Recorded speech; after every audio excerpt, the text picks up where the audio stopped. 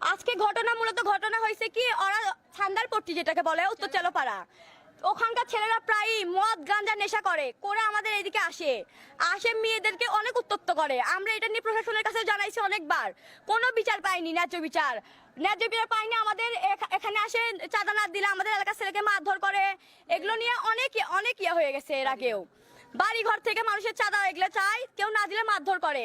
আজকে ওদের ছেলের সাথে ওদেরই ঝগড়া, ওরা তাকে মারে চাঁদা চাইতে আসছে। আমার এই চাচুর বাসা হচ্ছে এখানে, ওখানে 5 লাখ টাকা চাঁদা দাবি করছে। এই বাসা আমার চাচু দিতে রাজি হয় নাই দেখে আমাদের উপর এরকম একটা হামলা প্রথমে করছে, করার পরে মিটমাট হয়ে গেল।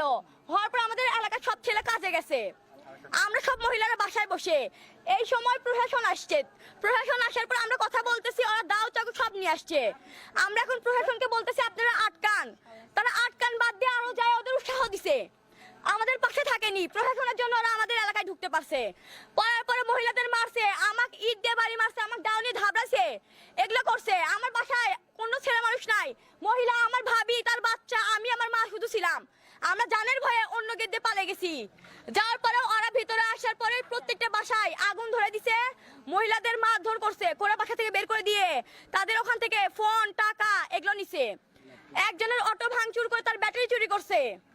করার পরেও হ্যাঁ, ওদের ছিল বিশু, ওদের ভেতরে ছিল বিশু, পাইলট, মাঙ্গু, এরা মেন, এরা খুব বাজে। এরা আসার পরে আমাদের নোংরা ভাবে অনেক ভাবে কথা বলছে, তোরা বের হ। আমরা ভয়েতে বাথরুমের ভিতর লুকেছিলাম বাচ্চা নিয়ে।